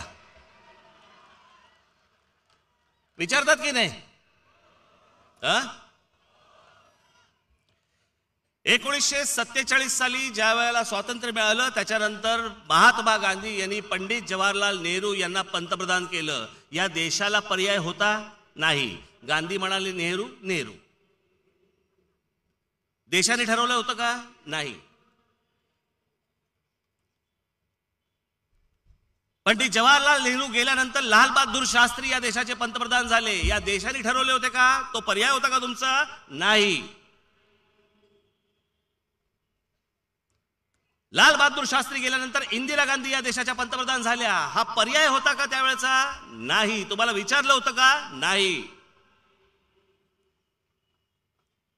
आणि नंतर ज्यावेळेला मोरारजी देसाई ज्या वेळेला झाले, ते मोरारजी देसाई झाल्यानंतर मोरारजी देसाई हा या देशाचे पंतप्रधान होण्याचा हा तुम्हाला पर्याय होता का? नाही.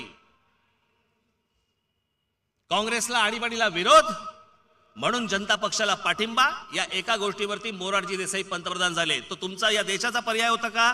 नाही.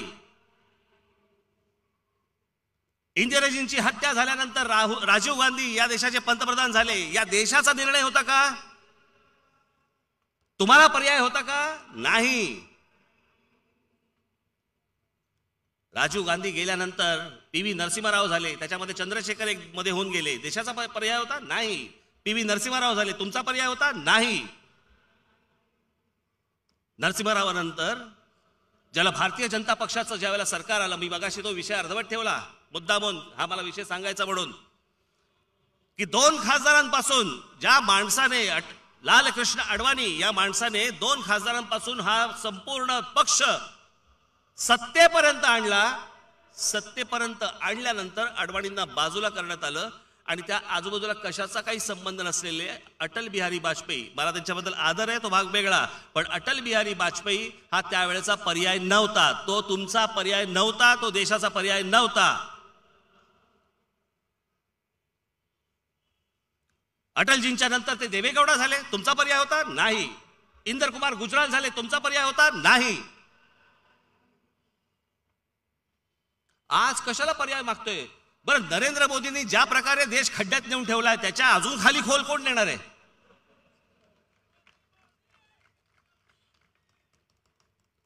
मग उद्या जर समजा या देशाचा पंतप्रधान राहुल गांधी जर समजा झाला, नाहीतरी प्रयोगच करायचेत ना देशावर. एक प्रयोग आम्ही नरेंद्र मोदींचा पाहिला, ज्यांनी देश खड्ड्यात घातला. उद्या राहुल गांधी पंतप्रधान होऊ देत, आम्हाला बघू देत. उद्या जर समजा या देशाच्या नशिबामध्ये चांगली गोष्ट असेल तर त्यांच्या हातून या देशामध्ये काही चांगली गोष्ट घडू शकते. पंतप्रधान हा या देशाला पर्याय कधी दिला कधी होता? कोणी दिला होता? कोणीच दिला नव्हता. तुम्हाला माहिती पण नव्हतं की या देशाचा पंतप्रधान कोण होणार आहेत म्हणून. पण ही जोडगोळी ही या देशाला घातक आहे.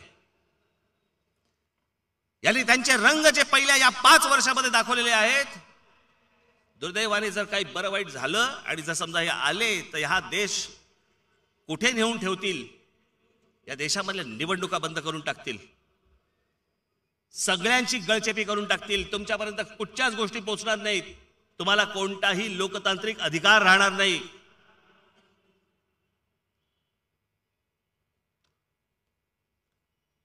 जे 5 वर्षामध्ये या पत्रकारांना उत्तर देऊ शकत नाहीत ते तुम्हाला काय उत्तर देणार आहेत?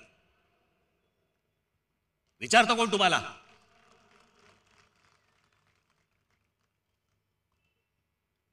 आता आरबीआयचा एक निर्णय, आता आरबीआयचा स्टेटमेंट आलेला आहे की 2014च्या अगोदर जेवढी कॅश भारतामध्ये होती त्याच्यापेक्षा कई पटीने कॅश आता भारतामध्ये आहे.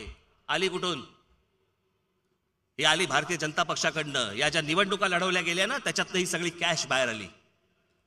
ही गुजरात, कर्नाटका, मध्य प्रदेश, राजस्थान, झारखंड ह्या ज्या काही सगळ्या निवडणुका झाल्या ना यातनं ही कॅश बाहेर आली. करोडोच्या करोडो रुपये वाटतायत. आले कुठून पैसे यांच्याकडे?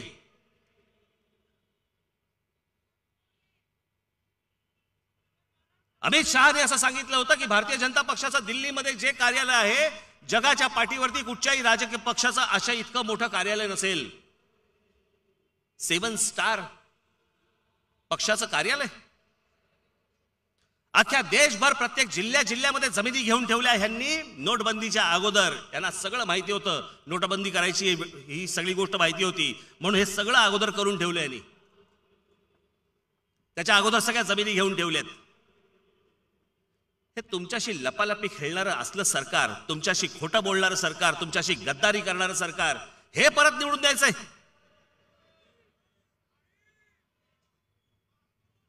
हे काय माणसं विश्वासाची? 8 नोव्हेंबर 2016 या दिवशी नोटबंदी झाली, बरोबर आहे? 8 नोव्हेंबर 2016. सगळेजण रांगेमध्ये उभे आहेत, पैसे काढतायत, पैसे मिळत नाहीयेत, बँकेमध्ये पैसे नाही आहेत, नोटा सगळ्या गेल्या आहेत, नोटा लोक बदलून घेत आहेत. त्याच्यामध्ये 100 माणसं, 100च्या वरती माणसं गेली त्या रांगेमध्ये उभे राहून. अख्खा देश हैराण. तरी लोक म्हणत होती की जर समजा चला चांगली गोष्ट होणार असेल आमची हरकत नाही.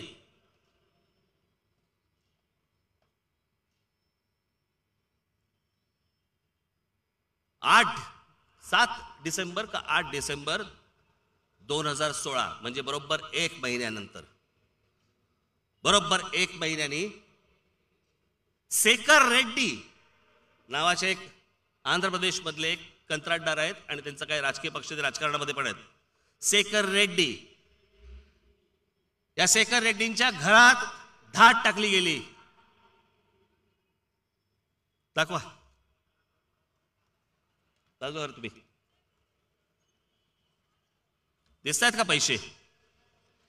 या 2000च्या नवीन नोटा आणि 500च्या नवीन नोटा एका महिन्याच्या आत 33 कोटी रुपये या शेखर रेड्डीच्या घरामध्ये होते, ज्याच्यासाठी तुम्ही वणवण फिरत होतात, ज्याच्यासाठी अख्खा देश वणवण फिरत होता की पैसे नाहीये, पैसे संपले, पैसे बदलायचे. या सगळ्या विवंचनेमध्ये देश असताना शेखर रेड्डी या माणसाच्या घरामध्ये हे 33 कोटी रुपये सापडले. ही द हिंदू या वर्तमानपत्राची बातमी आहे. द हिंदूच्या रिपोर्टरने पुढे सगळं खोदकाम केल्यानंतर त्यांच्या असं लक्षात आलं, त्यांनी असं सांगितलं की हे मी बँकेतनं विड्रॉ केले. बँकेतनं विड्रॉ तुम्हाला मिळायचे का पैसे? 33 कोटी रुपये. माझा फक्त तुम्हाला एवढाच प्रश्न आहे, एक कोणतरी शेखर रेड्डी नावाच्या माणसाच्या घरामध्ये जर समजा त्यावेळेला एका महिन्याच्या आत 33 कोटी रुपये जर समजा कॅश सापडू शकते, तर देशामध्ये किती कॅश बाहेर पडली असेल आणि ती कोणाकोणाच्या घशात आणि खिशात गेली असेल. जे पैसे आत्ता निवडणुकीच्या तोंडावरती कॅशच्या स्वरूपामध्ये बाहेर पडतायत, हा घोळ घातला कोणी? हा घोळ घातला पंतप्रधान नरेंद्र मोदी आणि अमित शहा या दोन माणसांनी या देशामध्ये हा गोंधळ घातला.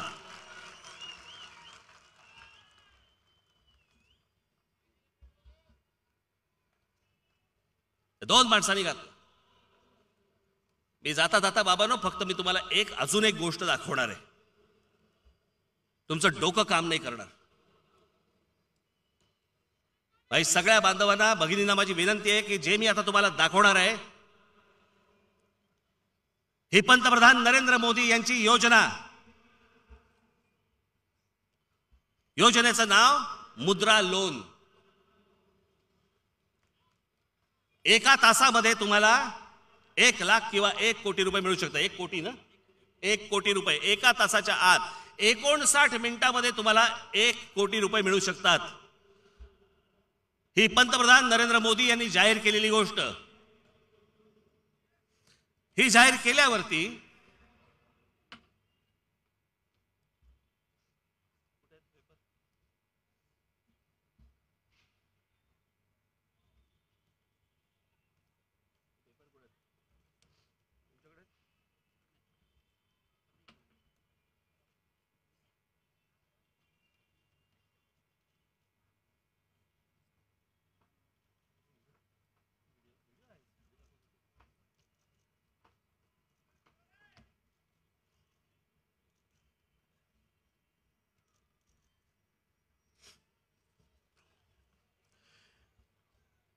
आणि त्याच्यानंतर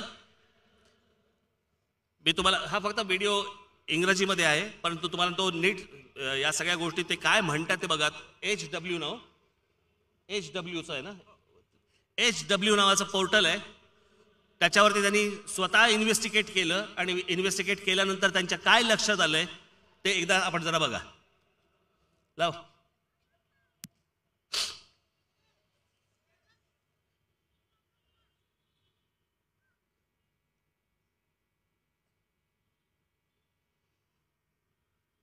He was asked to pay 1,180 rupees. Now, when we actually probed, we were hoping that we were paying this money to either Oriental Bank or some government organization or SIDBI or somewhere. When we went to pay this money, we realized that we were not paying it to any government company. We were paying it to a company called Capital World Platform Private Limited. It's a privately owned company from Ahmedabad. They are in Navarangpur in Ahmedabad. We were paying this 1,180 rupees fee to a private company in Ahmedabad for a loan announced by the Prime Minister of India and the loan to be given by public sector banks.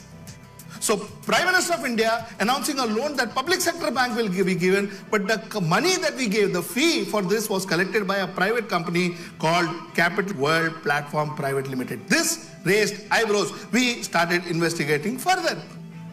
We went out to check who this company is and what this company is all about.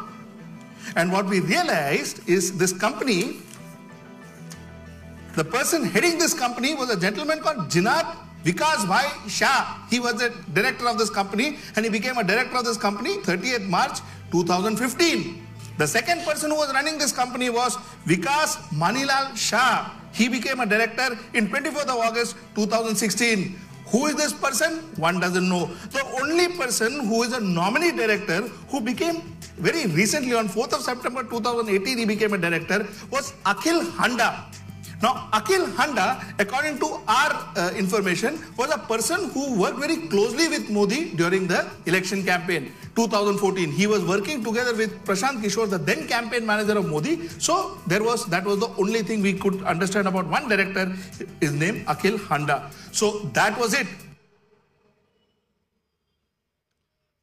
या देशातल्या तरुणांना जर समजा loan हवं असेल बँकांकडनं, सरकारी बँकांकडनं loan हवं असेल तर त्याच्यासाठी ते लोन अप्रूव्ह करण्यासाठी म्हणून या कंपनीला 1,800 रुपये हे या कंपनीला भरायचे. ही एक खाजगी कंपनी 2015 साली सुरू झाली. त्याच्यात त्यांनी सांगितलं त्याप्रमाणे जिनात विकासभाई शहा 31 मार्च 2015 ला डायरेक्टर झालेत. विकास मणिलाल शहा डायरेक्टर झाले 24 ऑगस्ट 2016 ला. आणि त्याच्यानंतर अखिल हंडा हे नॉमिनी डायरेक्टर आहेत, 4 सप्टेंबर 2018 झालेले आहेत. तुम्हाला तुमचा उद्योग स्वतःचा सुरू करण्यासाठी म्हणून तुम्ही बँकेकडे लोन मागायचं, परंतु त्यातले 1800 समथिंग काही रुपये ह्या कंपनीला भरायचे, त्या कंपनीचं अप्रुव्हल आणायचं, मग तुम्हाला पैसे मिळणार. ही अहमदाबाद स्थित कंपनी आहे. ही कोण आहेत माणसं? योजना सरकारची. देशातल्या तरुणांनी पैसे कोणाला भरायचे आहेत? हजार रुपये ते एका खाजगी कंपनीला. आणि हे जे आहेत अखिल हंडा, हे 2014च्या त्यांच्या नरेंद्र मोदींच्या कॅम्पेनच्या वेळेला हे हाँगकाँगला राहायचे. हाँगकाँगमधनं तिकडनं राजीनामा देऊन हे ती काय मोदी मुवमेंट वगैरे ज्यावेळेला होती त्या सगळ्या गोष्टींमध्ये हे सामील झाले. ते ह्याचे डिरेक्टर आहेत. या लोकांना म्हणजे उद्या आज माहित आहे किती लोकांनी अर्ज केले असतील या देशामध्ये. या देशाची लोकसंख्या साधारणपणे 125 कोटी 130 कोटी आहे. 130 कोटी लोकसंख्येमध्ये 1 कोटी मुलांनी तरी समजा ऍप्लिकेशन केलं असेल तरी साधारणपणे 1800 कोटी रुपये झाले. सहज बसल्या बसल्या या कंपनीला 1800 कोटी रुपये मिळणार. कोण लोक आहेत माहित नाही. सरकार चौकशी करणार नाही. आणि असल्या गोष्टी हे सरकार चालवणार. हे आजपर्यंत मी जेव्हापासून मला राजकारण कळतंय तेव्हापासून मी इतकं घाणेरडं सरकार, इतकं खोटं बोलणारं सरकार, इतका देशद्रोह करणारं सरकार मी माझ्या आयुष्यामध्ये आजपर्यंत कधीही पाहिलं नाही. एक तर देशातले तरुण बेरोजगार होत आहेत. 4-4, 5-5 कोटी मुलं बेरोजगार होत आहेत. त्याच्यात मुलं जर समजा काही करायला जात आहेत तर त्यांच्याकडनं तुम्ही पैसे काढताय आणि एका खाजगी कंपनीमध्ये टाकताय.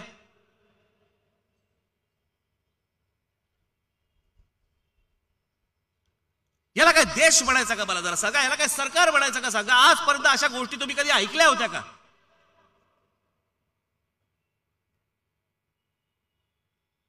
आणि हे परत येतात आणि निवडणुकीला छाती ठोकपणे परत सांगतात की आम्हाला निवडून द्या म्हणून.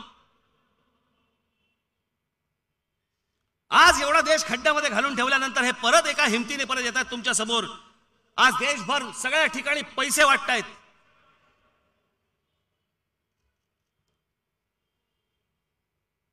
हजारो कोटी रुपये वाटतात. हजारो कोटी रुपये. माझं असं मत आहे जर समजा वाटायला आले तर घ्या.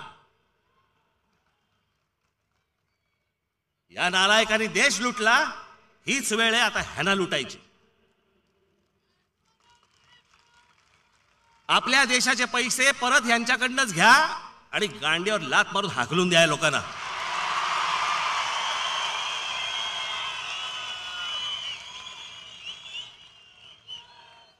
आणि हे जोपर्यंत हा देश करत नाही तोपर्यंत असले राजकारणी कधी सुधारणार नाहीत.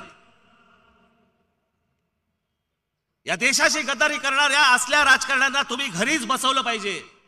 ते जोपर्यंत तुम्ही बसवत नाही, हा देश जोपर्यंत बसवत नाही तोपर्यंत असाच मानसिक बलात्कार हा या देशावरती होत राहणार. आणि म्हणून ही निवडणूक कुठची व्यक्ती बघणं हा विषय नाही. ह्या 2 व्यक्ती या देशात परत दिसता कामा नयेत. या राजकीय क्षितिजावरती ह्या असता कामा नयेत. याचा निर्णय करण्यासाठीची ही लोकसभेची निवडणूक आहे आणि त्याच्यासाठी तुम्हाला हा निर्णय घ्यायचा आहे. काळजावरती दगड ठेवा परंतु या लोकांना मदत करू नका. ज्यांचा आज फायदा व्हायचा आहे त्यांचा होऊन देत, पण ही माणसं देशाला घातक आहेत एवढं आपण सर्वांनी लक्षात ठेवावं. येणाऱ्या निवडणुकीला, येणाऱ्या मतदानाला आपण या महाराष्ट्राने सर्वांनी आपलं कर्तव्य बजवावं आणि या सरकारला खाली खेचावं एवढी एक इच्छा व्यक्त करतो आपल्या समोर आणि आपल्या सर्वांची मी रजा घेतो. धन्यवाद. जय हिंद, जय महाराष्ट्र.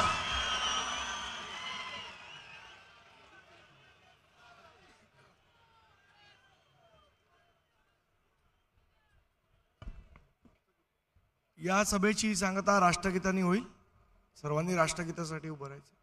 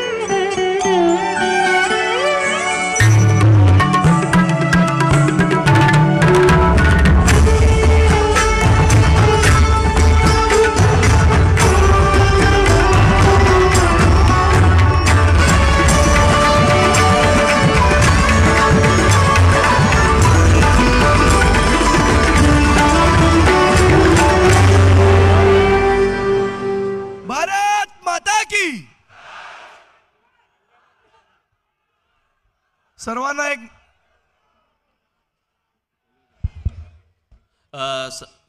आपल्या सर्वांना नेहमीप्रमाणे विनंती आहे की ज्या माता भगिनी आलेल्या आहेत त्या सर्वांना पहिल्यांदा जाण्यासाठी आपण मार्ग करून द्यावा. धन्यवाद.